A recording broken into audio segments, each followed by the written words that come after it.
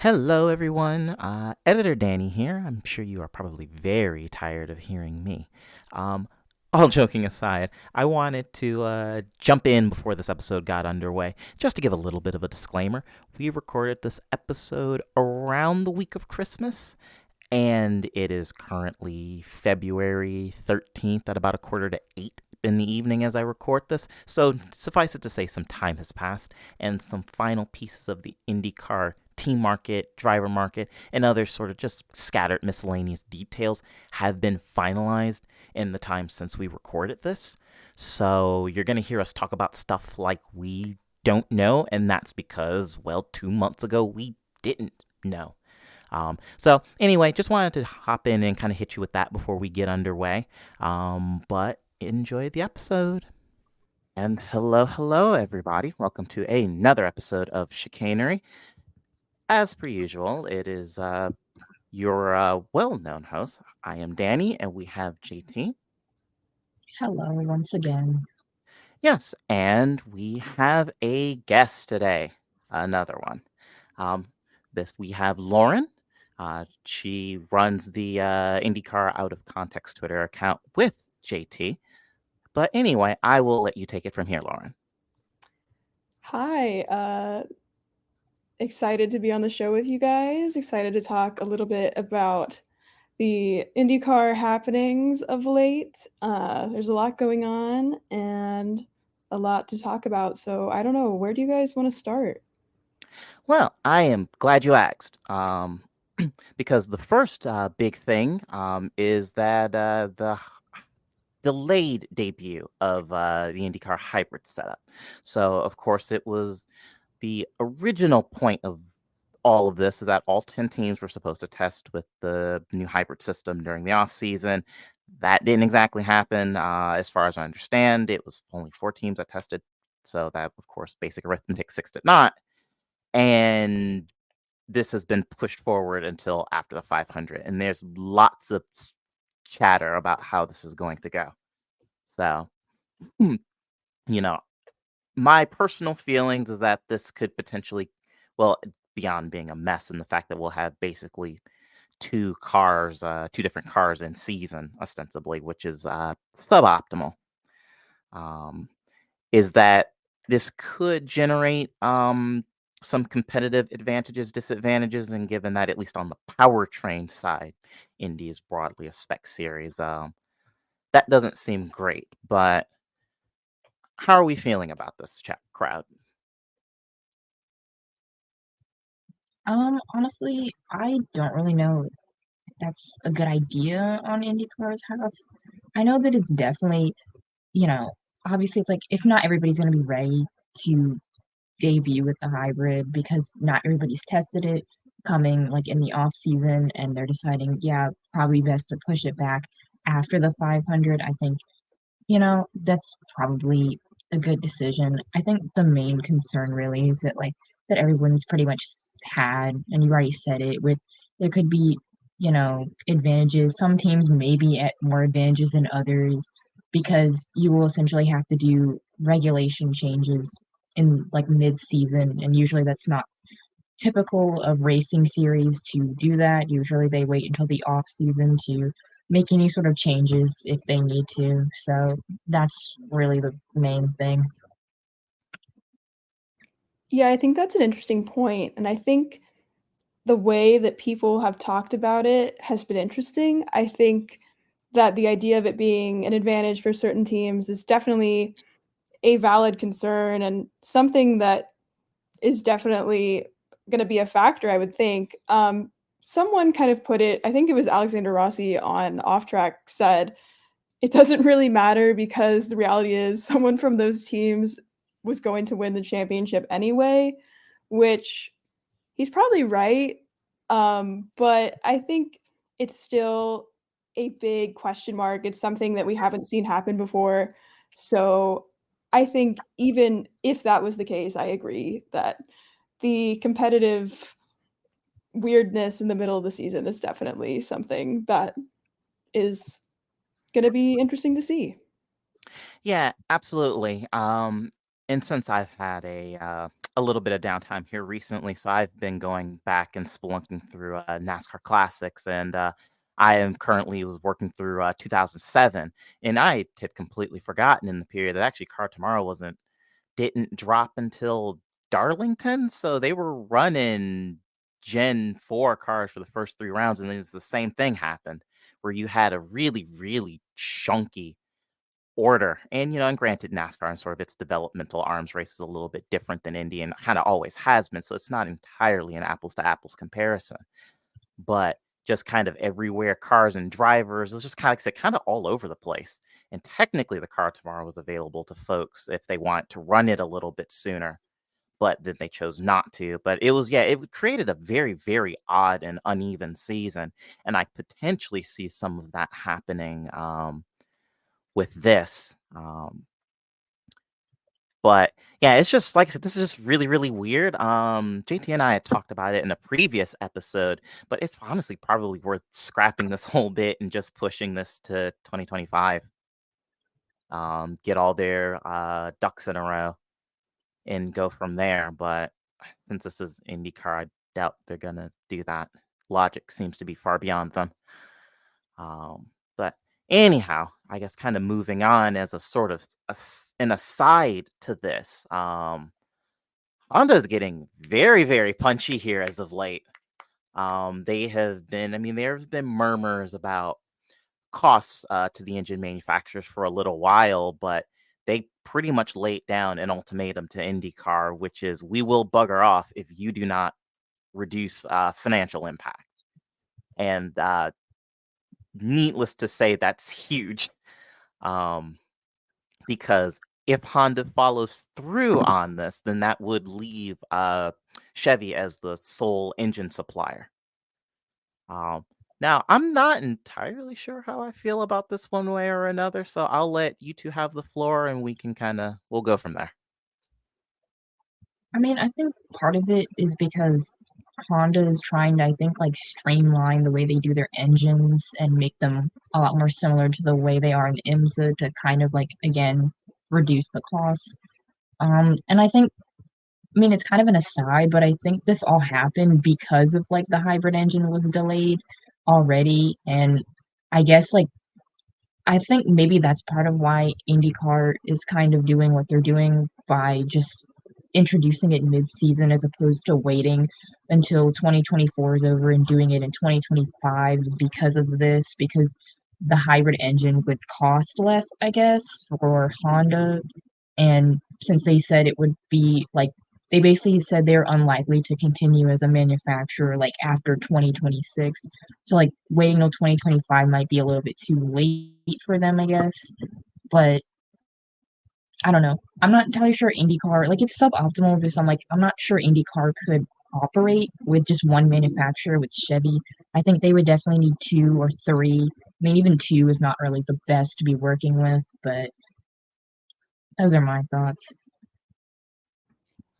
Yeah, I think the point about them wanting to streamline their engine manufacturing is a really interesting point that I hadn't thought of or seen. I think that makes a lot of sense. If they're making hybrids for every other series, I can completely see why they would want to do that in IndyCar as well. I think that their ultimatum definitely happened because of the hybrid delay, and I think maybe that probably adds to why they are introducing it mid-season, just to kind of get Honda off their back a little bit. I think Honda's main problem is probably with the number of engines that they are having to contribute, just because the car count has gone up so much that they're just not seeing the return on their investment. I think some people have kind of talked about the validity of the threat and kind of where it came from. Apparently, it came from someone within Honda who has a lot of ties to IndyCar and really enjoys being involved with IndyCar and stuff like that. And I think Kevin Lee or somebody like that probably theorized that it may have been that this Honda's involvement in IndyCar is something that he has to sell to the Honda executives in Japan, And if they aren't making enough money, they are the ones that aren't going to want to buy it in a way, whereas he would rather just continue, but he has to be the one to convince them. And right now it's just not happening because they're wasting too much money with the high car count, et cetera, et cetera.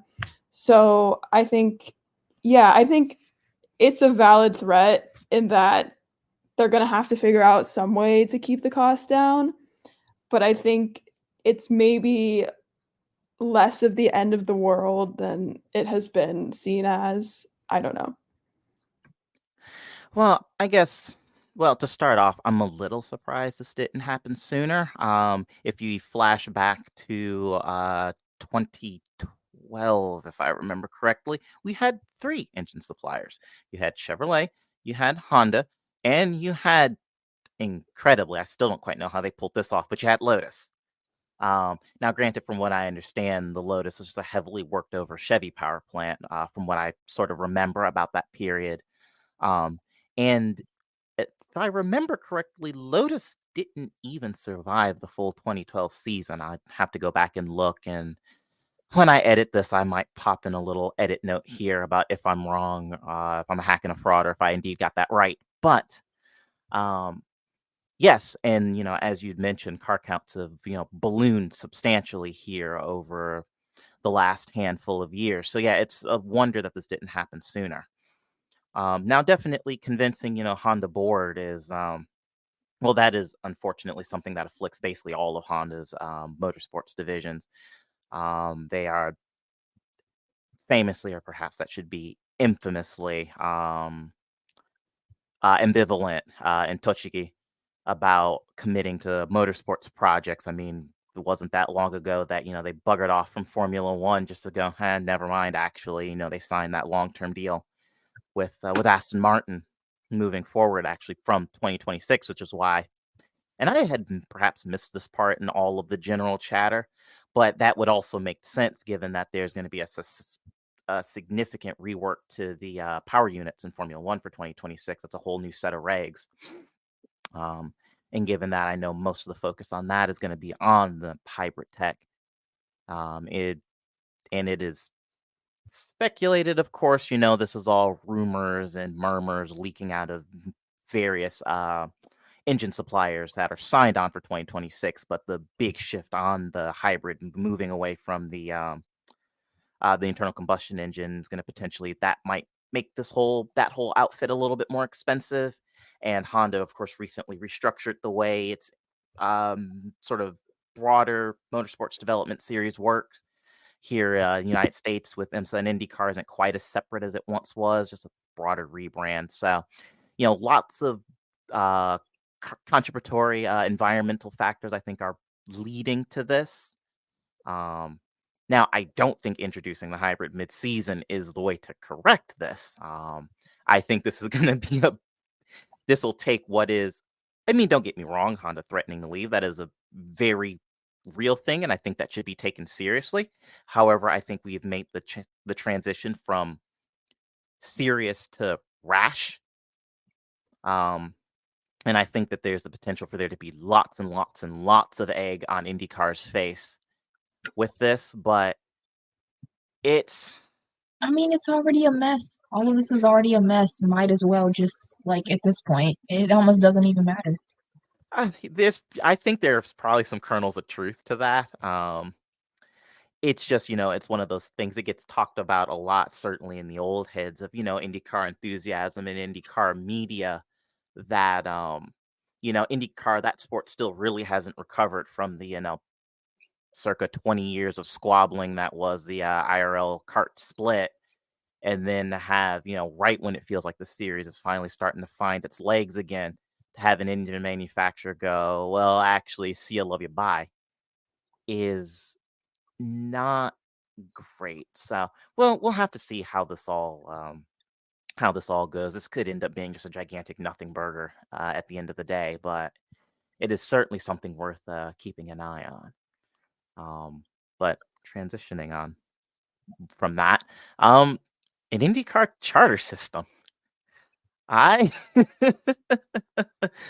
Again, I hate doing this. It feels like I do this entirely too many times each episode, but certainly, lots of ink and vitriol have been expended on the way NASCAR handles its charter system and how very not good it is. Um, I know it's something IndyCar has been eyeing up for some time now, but good idea or not? What are we feeling? No, absolutely not. The biggest no button that you can find, no. Okay, the charter system would mean essentially that there's no more bump day for Indy 500 qualifying, and it's like I like that. I like not knowing if there's going to be people who are going to be in the 500 or not. And I'm sure, like, some teams probably feel like, that adds some anxiety because they don't know if they're going to be in the race or not. But however, if they do end up being in the race, it's like, their hard work paid off. With the charter system, it's like everybody's essentially in the race. And it's like, honestly, I feel like this is just not something IndyCar needs to be worried about right now. I think there are far more pressing issues that they should be probably focusing on, and it's not a charter system. I mean, I initially saw, I think they were talking about this like a while ago, it might have been months ago, and I saw an article about it, and I'm like, I just kind of brushed it off because I really didn't think they were serious about it. But now, a few months later, they're like, yeah, we're seriously considering a charter system. It's like, no, you don't need that. Yeah, I think I'm on the same page. Honestly, my knowledge of NASCAR's charter system is very low. But I've seen a lot of people make the point about the 500 and how that having a charter system would basically ruin bump day and kind of end that. And I just wouldn't like that. I think bump day, especially last year, like being at the track, there was definitely like an added excitement around qualifying generally. Um, People were there and like they were paying attention and engaged. So I think it's a really valuable part of just the lead up to the 500 and getting people excited for the race. And that's something I wouldn't want to lose.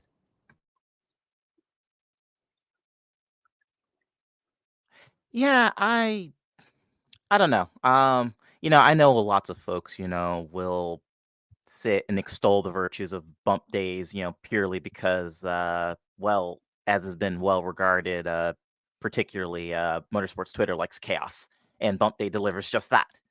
Um, Valid or not,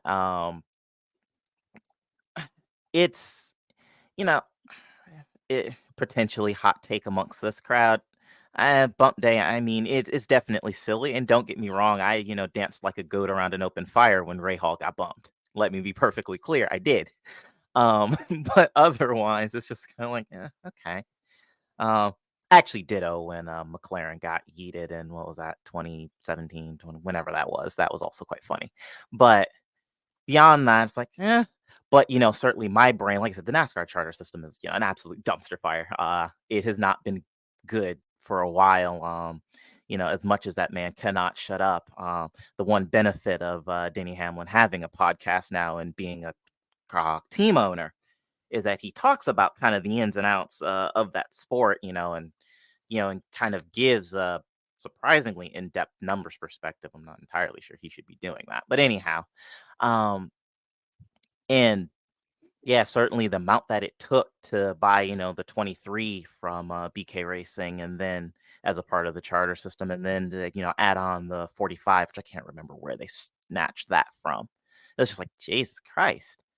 Um, so it's certainly the assuming that the IndyCar system, should they introduce something like that, ends up functioning similarly, because I don't see why it wouldn't, given that NASCAR has laid out a format, and as much as we know that, well, it doesn't actually work, NASCAR go, oh yeah, this is great, you guys should definitely do that. NASCAR will inevitably follow. Um, I think it has the potential to turn all of that into just a real mess. And that's probably my biggest opposition to it more than anything else. And yeah, certainly to JT's point, they are vastly larger fish to fry than a charter system in the sport right now. That is the absolute last thing you should be concerning yourself with.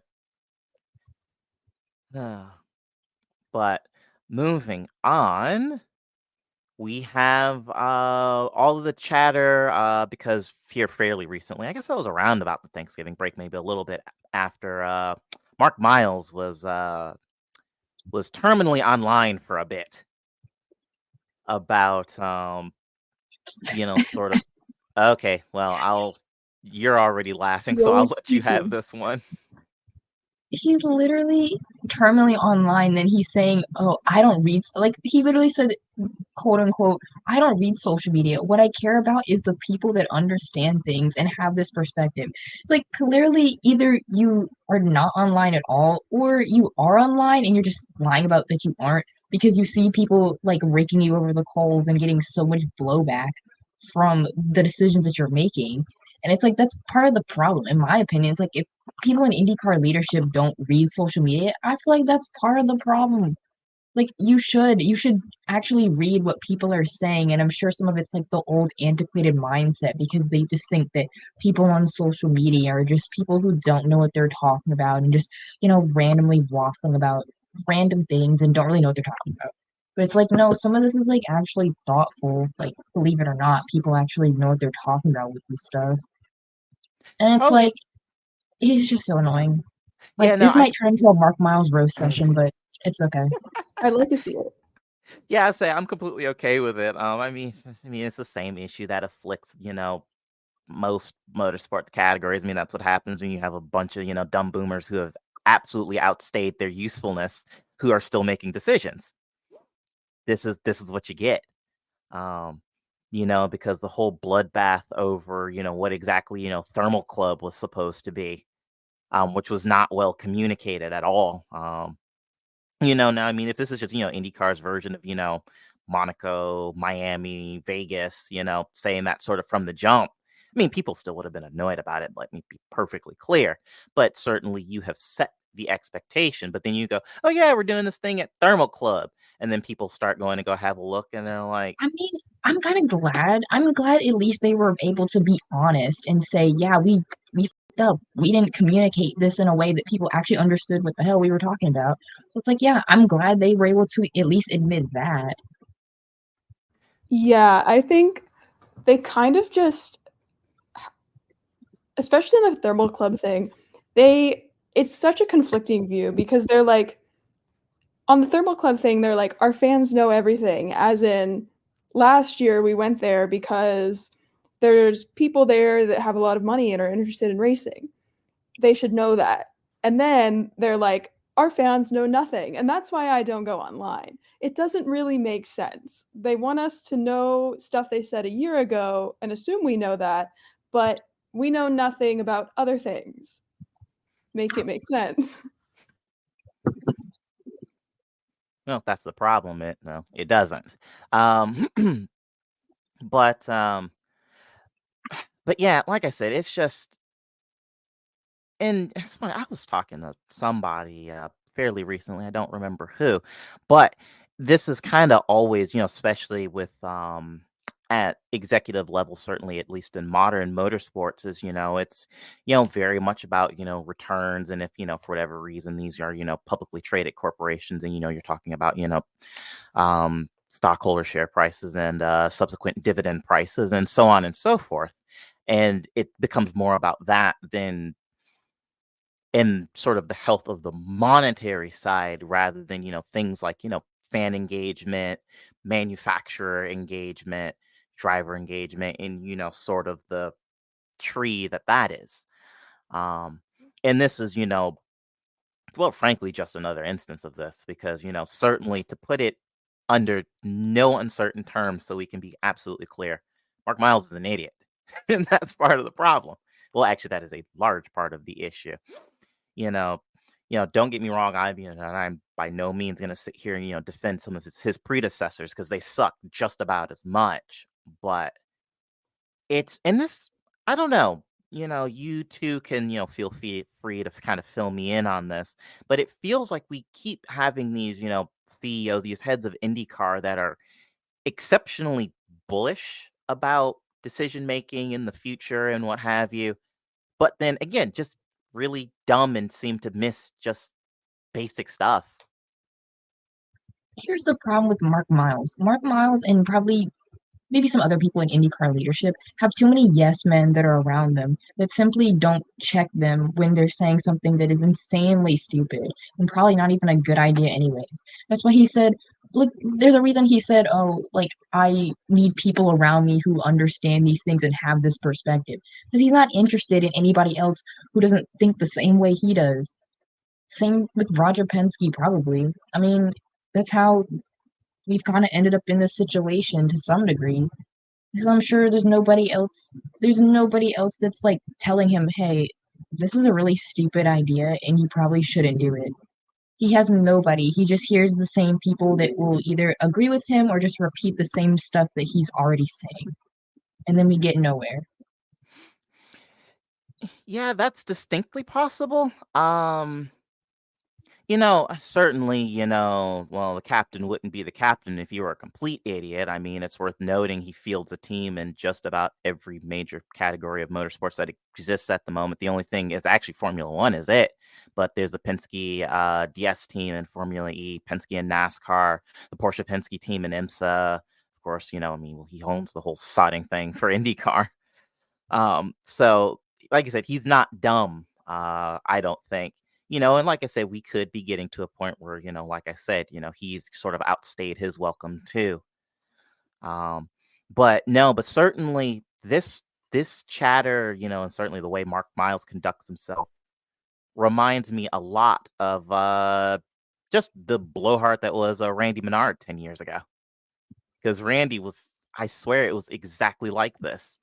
Where he would say something and, no, this is a great idea. We should absolutely do this. And, you don't know better than I do. And then, well, frankly, that's how you get, disasters like, Las Vegas 2011. So I don't know, but certainly within the people who seem to orbit the sphere of IndyCar, there's a real problem here. I don't know what that is. I don't I guess correction, I have not paid close enough attention to sort of these various ladders that seem to lead into positions of leadership within IndyCar to understand exactly where the issue is. You know, it could be maybe, frankly, bringing in, too many outsiders because Randy Bernard had absolutely sought all to do with auto racing generally before he became the CEO of IndyCar in, 2010 or whenever that was, 2009. But also, maybe it is just kind of an echo chamber of a bunch of old heads who feel like there is one very specific way to do this, but then refuse to adapt to the fact that it is, 2023, not, 1983. I don't know what the answer to that question is. Yeah, I think I agree with JT and what you said, Danny. I think there's a lot going on and it's hard to pinpoint just one thing. I think one thing that kind of comes to my mind when these issues seem to arise every year is that IndyCar is so rooted in tradition. I'm not super familiar with any kind of traditional basis of other series just because I'm so IndyCar focused, but I think there's something that is underneath IndyCar, especially just kind of the relationship to the 500, the relationship to certain tracks like Long Beach and stuff like that. I think there's just this idea that we've done this for so long and it's been so successful. Why do we need to change it? And then that you see this kind of out of touch mentality that has kind of developed within that circle. Like JT kind of said, like it's kind of just becoming an echo chamber in a way because there's nothing from the outside coming in, and what's coming in from the outside is just so out of touch with reality, or like I don't even know, just like critical thinking. Like the main thing that really gets me is the CW series. I know it's not just IndyCar that's doing that, like associating themselves with the CW because they are a new broadcaster of sports and all of this stuff. But it's like 100 Days to Indy was okay as a product, but it's not a product that is going to promote IndyCar in the way they wanted it to. They were like, this is our big marketing pitch, this is our big thing. And then no one can watch it internationally unless you're like streaming it illegally on YouTube, which okay, but it's not like it's getting it out to a wider audience where it's like on the Netflix homepage. It's just like these big decisions that should be pushing IndyCar forward are somehow being bungled at the top. Even like the 100 Days to Indy thing, I feel like in a way was like them kind of like being half-assed about trying to, because they saw the Drive to Survive with Formula One. Obviously, they saw that, NASCAR saw that, all racing series, specifically North American racing series, probably saw that, and we're like, yeah, we need to find some way to emulate that. But then it's like they're really like basically trying to like copy that word for word, bar for bar, and it's like that's not really gonna work because it's like you're not Formula One, so you're never going to like whatever you produce is never going to be the same that they produce. And like I feel like that's probably what IndyCar tried to do with 100 Days to Indy, and it just kind of didn't work out the way they thought it would. Yeah, I think there's, something to that, when especially when as I've seen these, frankly, derivative series pop up, it makes me think of that, um that meme, I think he was on The Breakfast Club, and he was like, he copied my whole bar, he copied my whole flow word for word, Soulja talking about Drake, and that's kind of what's happened here with, 100 Days to Indy and, Drive to Survive, and, like, let's be clear, as much as, again, the effectively, Twitter versions of, boomers, and, well, frankly, actual boomers, bemoan, sort of the Drive to Survive effect. It has been pivotal in getting Formula One in front of new eyes, because that was also becoming an echo chamber of old people, and well, it was going to have a case if you were going to have the fan base all collectively die in about 15, 20 years time, and well, needless to say, having your fan base all get old is not really great for business. Um, so, but yes, like I said, all of these derivative products, I mean, like you said, they're just not as good. Um, and yeah, and truth be told, such was the thud that 100 Days to Indy landed with, was that I had actually completely forgotten that that was a thing that existed until it was mentioned. Um, yeah, I didn't watch it. Like I said, I forgot it was a thing. And truth be told, I'm trying to flash back to certainly watching the various broadcasts even during that week, and I don't really remember it being mentioned on the broadcast ever. Yeah, I don't think it ever was, honestly. You'd see commercials for it, sometimes on NBC, sometimes on like other channels, but they never mentioned it on the broadcast. I think if they may have like it would have maybe worked better if they would have flooded the broadcast like with ads for it. But I think they had so many other sponsors that they probably couldn't do it. But that was definitely a mistake. Yeah, absolutely. Because yeah, I'm trying to think. Yeah, I don't remember. And and it's worth noting. I watched actually the Sky Sports feed for the 500 proper, because there's only so much of Townsend Bell that I can deal with before I want to tear my hair out. So Very fair. yeah, so I usually don't. Anytime I watch anything IndyCar, it's usually through the Skies feed. But Honestly, I think 2023 was a year where like every series was trying to do some like show thing. Like I know NASCAR did their show. I don't know if that was last year or this year. I forgot what their show was called, and then they did that for like half the season, and then there was another season of that. I know IMSA was doing like the Win the Weekend thing, like their little like docu series that they did for every race on YouTube. I don't know. Everybody was just trying to like I guess copy the Drive to Survive thing, but yeah, and honestly, this will maybe be something for the main pod, but truth be told, NASCAR didn't really even do a great job of that. Because yeah, it was like a couple of races. It was like one was a multi-person, like Chase Elliott, I think, and it's like, okay, way to try to get me to give a shit about Chase Elliott. Then they did one on William Byron, then they did another one on Bubba, which I is like, mean, okay, truth well, be told, NASCAR's problem is because a lot of their drivers are just not that appealing. Like, I don't really care about William Byron, and like the only person I could say like, oh yeah, I could care about them or like want to see more about their life is like Blaney or like none of their people, none of their drivers are very personable. Is the thing. hmm And then the ones that are, tend to get immediately smited by both media and fans.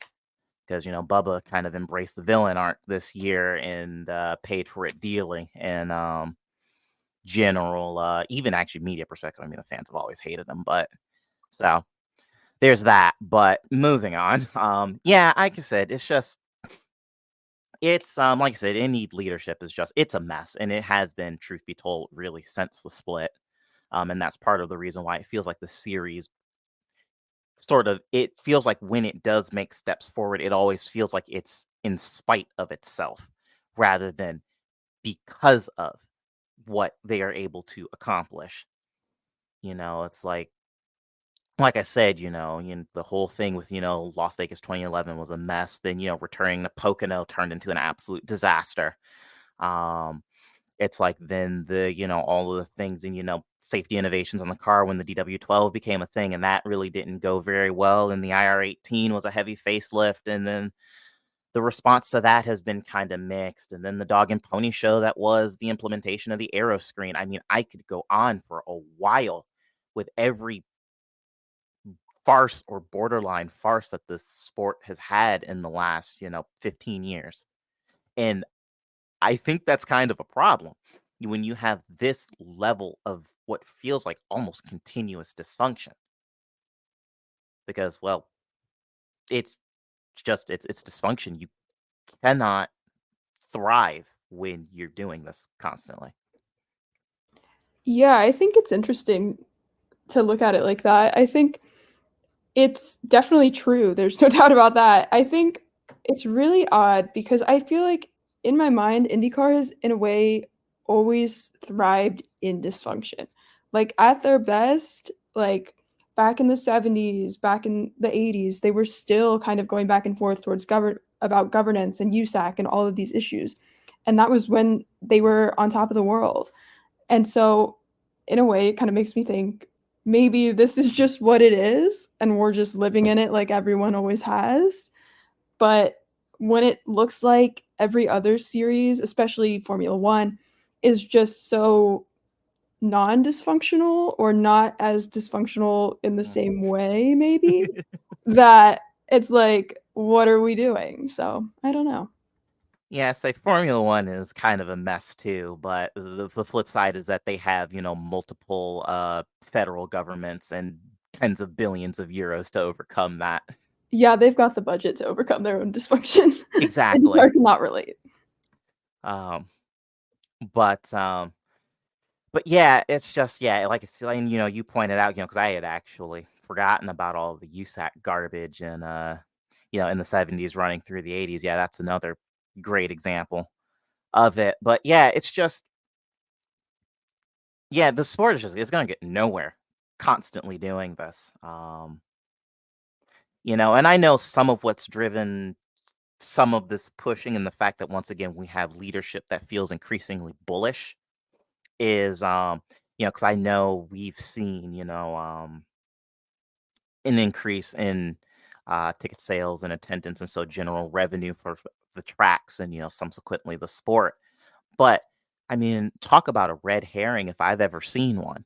We're watching all across the board with any sort of basically public sporting venues, because let's be honest, that's effectively what it is, are still going up as sort of the trajectory post COVID. It's like y'all aren't smart enough to understand that and to be able to interpret that. It's like, granted, do I work in, marketing and things, no. But I do understand graphs and data and sort of plots over time and interpreting those. And it's like that's all this is, people are finally comfortable enough to get back out and pack in with, a 500,000 of their closest friends at a, Indy Motor Speedway for, a week or for, a day. Yeah, I think the 500 ticket sale, I'll give them a little grace with the 500 ticket sales because I know that during the 2000s, like during the split, like ticket sales had kind of tanked. Like if you look at old 500s, there's clear empty grandstands, especially on the north end. Um, and I think selling those tickets and getting more people and more interest out to the track is definitely something that has happened. Just like physically witnessing it, like this past year, there were a ton more people there, especially on practice days. So I will give them that. Where I struggle to kind of look at what they're saying and take it at face value is stuff like Iowa, where Hy-Vee is literally giving away tickets to their employees, and they're like, look at all these tickets we're selling. And I'm like, yes, you're selling some tickets, but not all of them. And I think they're doing good events with like Nashville and stuff. And like there's obviously increases in attendance places. I think you're exactly right about COVID and stuff. And I think trying to look at the numbers for certain events like St. Pete and stuff right now and saying, yes, look at all of this improvement is not a useful metric. I think what's going to matter is can you retain that audience over time? So, like, look at it in 5 years, look at it in 10 years, and then say, look at all this stuff we've done versus right now. Honestly, I don't even think they can do that because I feel like if you were to ask people who work in IndyCar, specifically the higher ups, what they expect the series to look like in the future, they probably won't have an answer. Honestly, you're right because all the stuff going on with the engines, with the chassis that they don't want to get a new one. Okay. Like they genuinely have no idea what direction the series is going in, and in their mind, they just kind of want it to stay the way it is. They're happy where it is. They're making some money. They're being able to promote good racing. I just really fail to see what path forward they are imagining because I just don't see any evidence of that so far. Yeah, and I will point out here for a second. I know we're spending, quite a bit of time on sort of this, IndyCar leadership, kind of at large and its lack of clear direction and vision. And that's if I'm being polite. And if I'm not, then I would just say an utter lack of competence. But I really think it's important to highlight because, certainly last year, or I guess over the course of the season that just passed, less so last year. I'm already losing track of time as we draw close to the end of the year. But um, a couple of outlets would periodically throughout the year put out polls on, sort of, what was, the best racing in, so far in, 2023. And what really blew my mind was that the race, which is traditionally sort of a Formula One dominated media outlet, I mean, they do fantastic work within that, but that's mostly what they cover, and yet IndyCar won that poll far and away. And there's definitely something to it. I mean, I think if you put on all of the theories sort of running, certainly that are within, sort of broader mainstream consciousness, um, and certainly in here in the US, that's, going to be, IndyCar, NASCAR, Formula One, as wonderful. And as much as me and, JT and I will both continue to extol the virtues of sports car racing, I understand that that does not capture the imagination the way that those three series do. Yeah, IndyCar was far and away probably the best out of those three, never mind. Well, I've expended plenty of vitriol on the absolute dog water that is the state of NASCAR in 2023. And truth be told, Formula One, it really isn't much better. They're already regressing on the new car from last year. So, yeah, it's like the racing product was genuinely great. You didn't have, too many just absolute farces of races. I mean, okay, yeah, sure, Portland was a little weird. But, Crashville wasn't, crucially. Um, the running on the new track on Detroit was surprisingly good. I know that was a little bit of a mess in the early sessions, like qualifying sessions, but in fairness, it's a brand new circuit, blah, blah, yada, yada. Um, the 500, barring that nonsense with effectively their version of a green-white checkered, was very stupid. But the racing up through that point had been tremendous. And that was kind of a through line in the season. And I think people are finally starting to recognize that. However, if IndyCar themselves can't get it together, then it doesn't mean anything.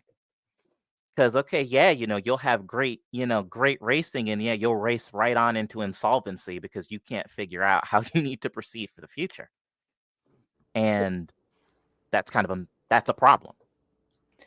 Yeah, for sure. I think the point you make about the race polls, I definitely saw that too. I think there was I don't know if you noticed this too, JT. I think there was a sizable growth in just people's awareness of IndyCar, especially in like F1 circles on Twitter this season. I think as F1 kind of was very boring this year and like you're getting the same result every race, people were not satisfied. And then people saw the small group of people talking about IndyCar and being like, oh, wait, what is this? Maybe this has some substance to it. And I think like our out of context IndyCar account like grew exponentially throughout the season. So I think there were genuinely more eyes on IndyCar this year from motorsports fans in general, especially motorsports fans on Twitter. I think IndyCar's problem is the outreach from that point because you can capture a certain circle of people that are already interested in motorsports. I think their problem is getting people who are vaguely interested in Formula One and are not chronically online about it, or just like the general population. And I think the general population is obviously a lot more difficult versus people who know about Formula One, watch Formula One, and have no awareness of any other racing. So, yeah. I mean, yeah, I definitely say like the general population is a lot harder to capture just because that's probably going to be people who are sports fans, but not necessarily like racing fans. So that's like having to go through multiple hurdles of like how do you get them into racing in general, and then how do you get them into IndyCar racing specifically, which is a whole different task. I think a lot more people definitely became aware of IndyCar, and you know, for whatever reason, I mean, the memification of like IndyCar, it works. Like, it's very funny and joking about it, whatever. But it does work. People are over here laughing about it, and they think it's funny. So we've done a lot of harping on IndyCar leadership broadly. So I think it's only fair that to pose this question. How do you fix it? So Roger Penske, Mark Miles, get the fuck out of here. You're fired. How do Mark you? Miles for sure. Yeah, absolutely. It's like you Goodbye, have Mark lost. Miles. Yeah, you have lost the series. You are clearly stupid and incompetent, and you are cannot be trusted to do this.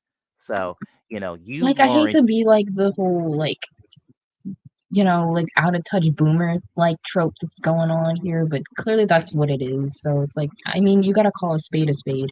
He's just out of touch, and clearly just like no, no. I know some But people have suggested that NASCAR should buy out IndyCar, I guess. I'm not too sure that would be perceived well. yeah, no, that's a. I think again, given that I am very stuck in with NASCAR and stuff as a result of victory lane vibes at large. Yeah, absolutely not. I can't think of a worse idea, honestly. But yeah, but how would you all as individuals, what would be your business plan for turning around IndyCar? I think you gotta look to the future. I think something that I've been highly critical about is their inability to kind of I think this is an idea that has infiltrated a lot of sports organizations in this day and age, which is the idea that you need to spend now and invest in your future and it will pay off later. I think they've taken a really pragmatic approach of taking small steps forward and not realizing that they could be small steps forward for bigger gains now, but an uncertain future, whereas they should be maybe investing more now and doing a lot of research into what that investment should go into for future success. And I think the main bone to pick that I've had with IndyCar for the last 2 years, and it is improved. I would like to applaud the small number of social media managers within IndyCar who have greatly improved their social media, which didn't really take much, but it's still not there. Like, I think putting a lot of money in marketing, finding someone who truly knows what they're doing in marketing and social media would benefit the series greatly. Is that going to solve all their problems? No. But I think that is a part of it that is so far behind. I think it is the farthest behind F1 of anything because you have a racing product that's ahead of it in many senses, and then your like car technology is improving, but it's never going to be at Formula One. But where you can equal them is in marketing if you can figure it out. And I think half the problem is the series itself. The other problem is the teams themselves. Like, you look at what McLaren does, and they're just head and shoulders above everyone else. And if we want to move IndyCar forward, you need the efforts of every single team. And like, yes, there's budget restrictions. Like, not every team has the same funds to spend. Like, McLaren is working with so much more money. But you have to find a way to incorporate all of these things, invest resources into social media, into marketing, and other things that will move the series forward in the long run. This was like pretty much I would say the same thing. Is just invest more in marketing. And honestly, they could benefit also from just like trying different things out and seeing if they work or not. And then like I mean at the end of every season they give people like the fan survey. It's like do they actually like use the feedback that's on the fan survey? Who knows? I don't I sure as hell don't know. They probably don't, to be honest. I don't even know if any racing series, whenever they give those polls or like surveys out, if they actually use any of it. I mean, I know they like showed some data, like they broke down like the gender demographics of like who watches and stuff like that. But I don't know. I mean, some teams have gotten a little bit better, and even just like the series itself, with like I know the IndyCar on NBC account does a pretty good job with their content, but like the actual series account themselves, I feel like could do a lot better job. I mean, some of their posts seem kind of just like random, like they didn't really plan out like what they were doing with it. I mean, they randomly added the out of context IndyCar account like a few weeks ago, just randomly. And it was just like, okay, this is great, but why did you do this? Yeah, that's interesting. Definitely, broader outreach is definitely is a thing, and in expanding that because I'm gonna be honest, at the best of times, RFK's Twitter account clears like the entirety of Indy, um, which is probably not a good thing. Now, to be fair, clearly they've got somebody kind of funny who runs the Roush Fenway Kozlowski Twitter account, but um, yeah, it's one of those things. It's like, okay, come on, guys, if we can capture at least a little bit of this in IndyCar, that'd be great. Um, but additionally, honestly, I think it is finally moving forward with this flipping car. Part of it is like the fundamental architecture, fundamental bones of this car are more than a decade old. Now granted, the transition from the IRO5 to the DW12 was probably about as close to clean sheet as IndyCar is ever going to get. Now it's worth noting there were some carryover bits and bobs even there, but I'm choosing to be charitable here. It's like, understanding, and seeing a car. I mean, come on, if even NASCAR can, adopt, things like composite bodies and finally move to sequentials and have, center lock wheels. Now, granted, it took them entirely too long to make these steps too. Let's be clear. But point is, they finally have something that is, well, for all intents and purposes, kind of a baby GT car now. Truth be told, as evidenced by the Garage 56 Camaro at Le Mans this year, which was actually quicker than the GTs were. It's like, then I think we can make some moves forward on, the IndyCar and having a car that is, more technology forward, this is a cross that pretty much all of these series have had to bear. But certainly, if you're going to sit here and talk a big game about having cars and, and if you're gonna, well, frankly, you're gonna sit here, bullshit me and tell me that, this piece, on the, Chevrolet IndyCar, is, going to be, that, draws a direct line. You can draw the direct line to, some component on, my mom's Equinox. And well, fucking do it. Actually make it, start tightening those connections to the road car projects. Um, it's vastly more relatable, frankly, which, and that helps people care about these things. Um, and well, it's cool, Formula One moved to the 18-inch wheels finally, after running, 15s for, 30 years. Same thing, because, that and the change in the tire construction was more like actual road cars. That certainly, again, does this go so far as to, completely eradicating the IndyCar problem? Of course not. But these are steps to help.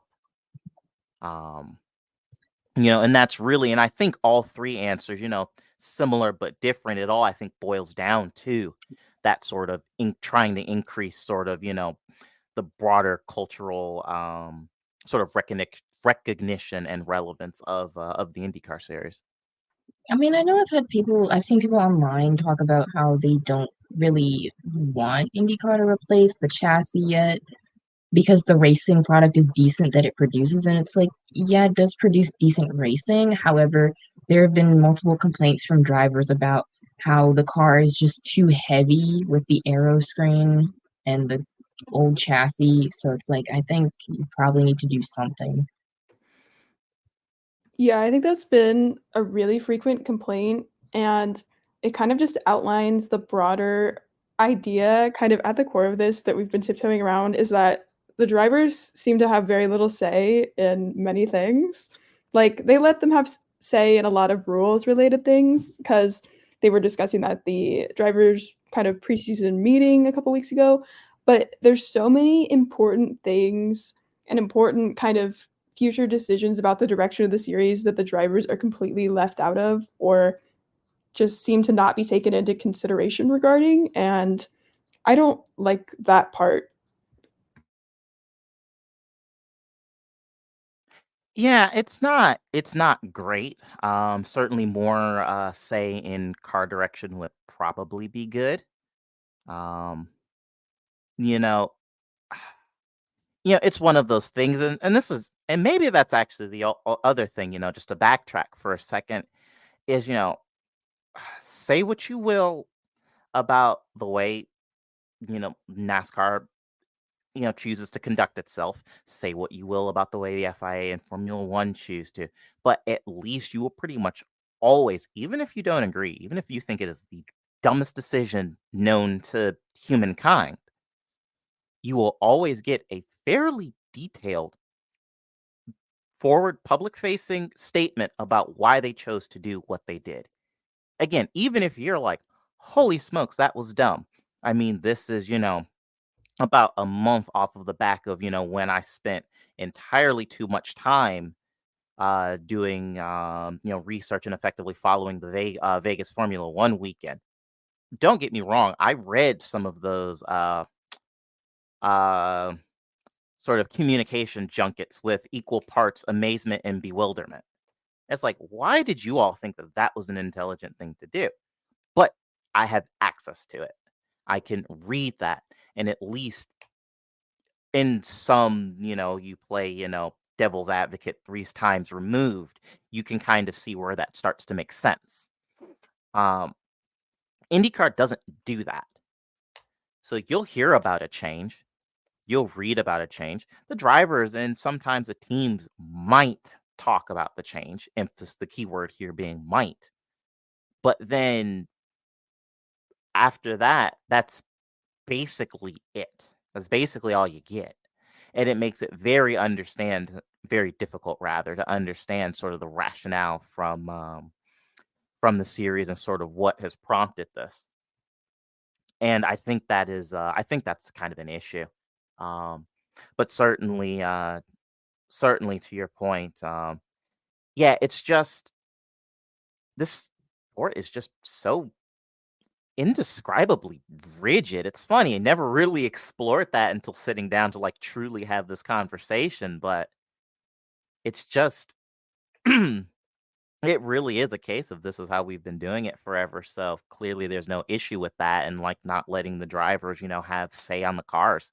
It's just that's just wild to me as a basic concept. I'm like, okay, well, they're the ones that have to pilot the things. I don't know if it's to stop, attempt to stop team politicking, because I mean, we see that quite a bit in other series where they do have some say in the regulations going forward. And, maybe that's the piece that needs to be copied from other series. Maybe IndyCar needs to have its own version of like the Concord Agreement, where they sit down, hammer out some details that everybody is happy with. And basically that is what we do for, 5 to 10 years. Yeah, I don't think that would be a terrible idea. I think that would be an improvement. I think it is really weird that the drivers are the ones driving the cars, and it's like, to me, I think the baffling part of it is it's not this is an issue with the chassis specifically and how heavy it is. It's not a kind of politicking issue that would come up. It's kind of like a unanimous opinion that the car is too heavy and it's too hard to handle and it's a problem. Um, so I think that is kind of what I hate about it, because if it's a unanimous concern and it is something that would greatly improve the lives of everyone driving the cars, it's just like, why can we not find either the budget or the wherewithal to figure out how we can do this soon? It Yes, the car is safe. Yes, the car creates good racing. But how do we know that any future car is not also going to create good racing? Like, Probably because they don't want to. They don't want to, just like we've been saying, because it's just they're stuck in this mindset because things are going okay now that it's like we don't need to look at anything in the future. yeah, it all just boils down to that just fear of taking any risk at all. Or the risks they do take are the wrong ones. It's just, yeah. Somehow we always get back to criticizing IndyCar somehow. Not undeserved at all, let's be clear.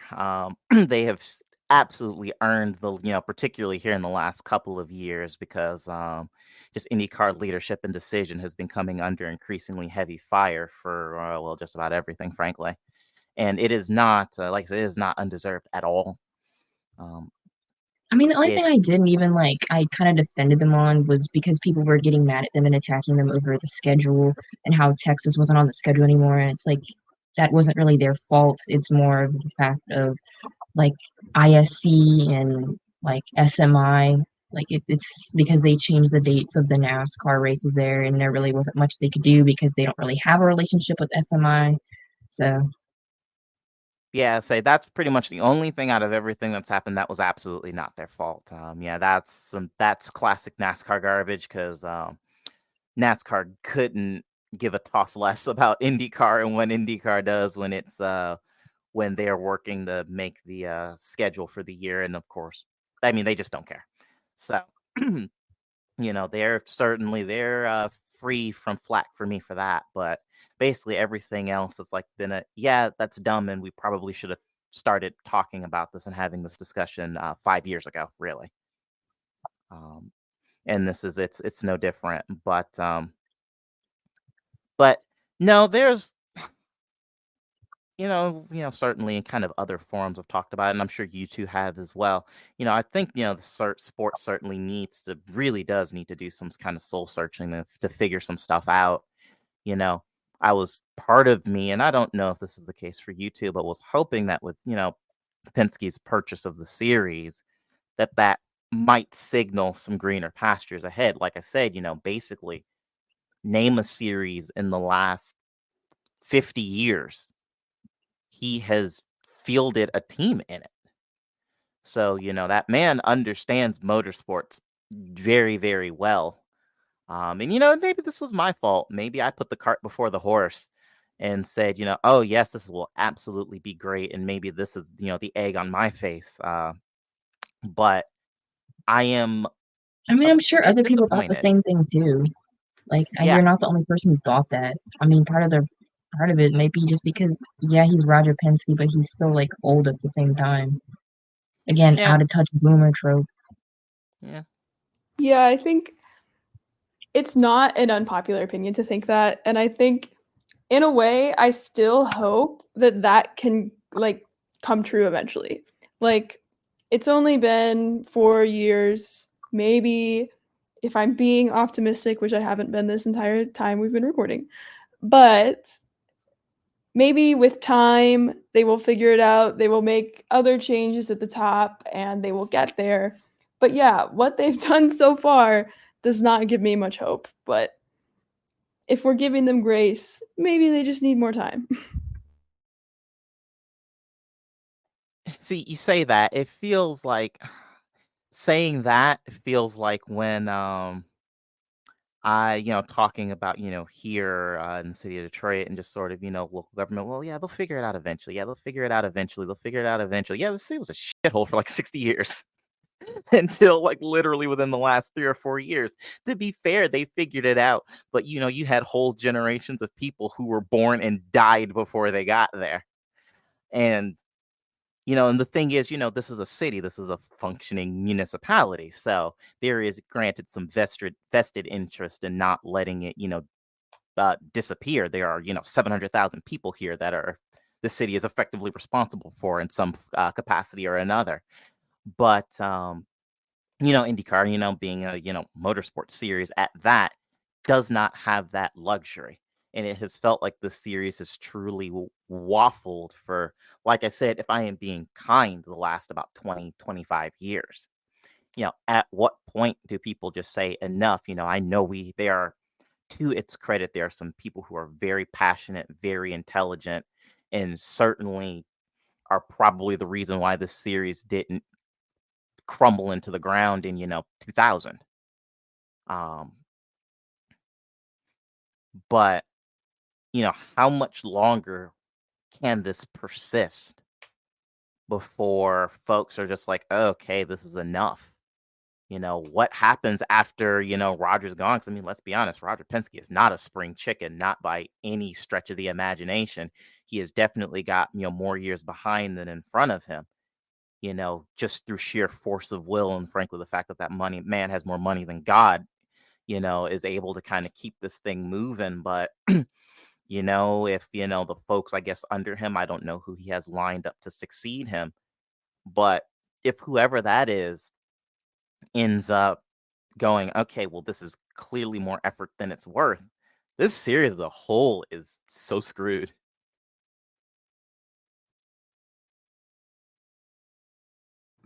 Yeah, I think it'll be interesting to see what happens in the future. Maybe I think he has two sons. I think one of them owns the Formula E team, perhaps.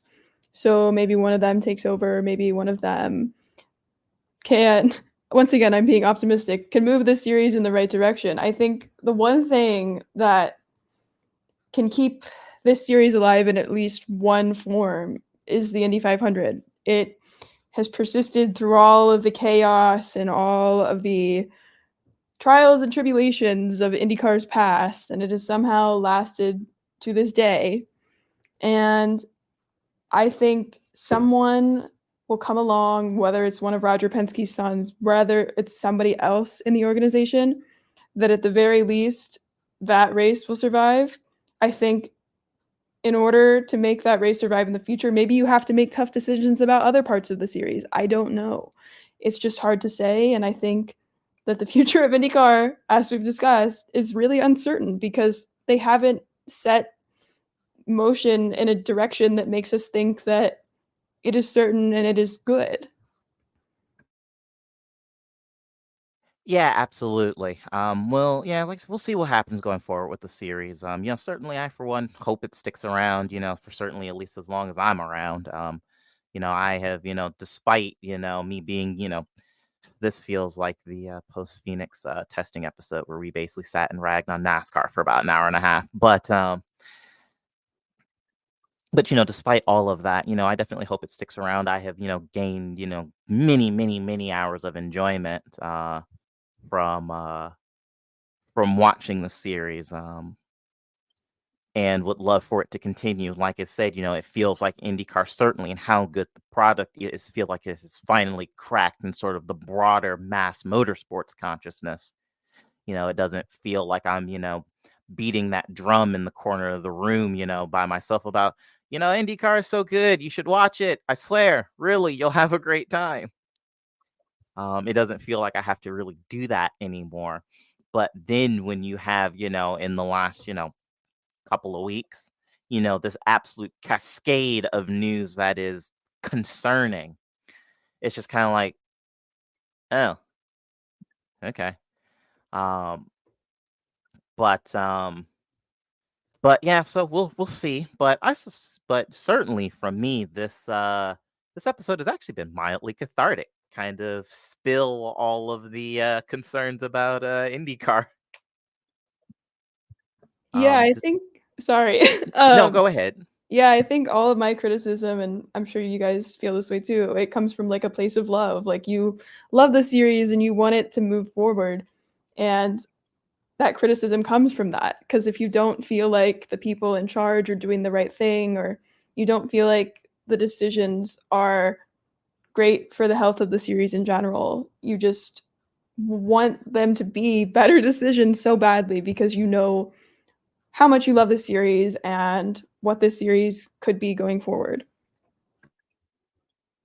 Yeah, absolutely. But I guess before we close out the episode, does anybody have any sort of closing thoughts for us? Closing thoughts and feelings, other than, of course, the broad overarching theme of this episode, which is IndyCar do better.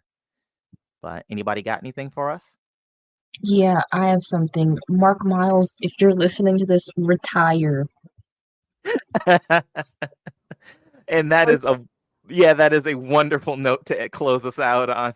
Thank you so much for listening to this latest episode of Chicanery. And Lauren, thank you so much for taking the time out of your afternoon to sit and chat with us. It has been an absolute pleasure, and I cannot thank you enough. Thank you guys for having me. This has been great. Yeah, it's wonderful. Truth be told, I think might need to tap you to be a regular on IndyCar episodes, time and schedule permitting, of course. I would love that. I love to talk about IndyCar whenever time permits. Absolutely. So, on that note, thank you guys so much for listening, and until the next episode, have a great one wherever you are.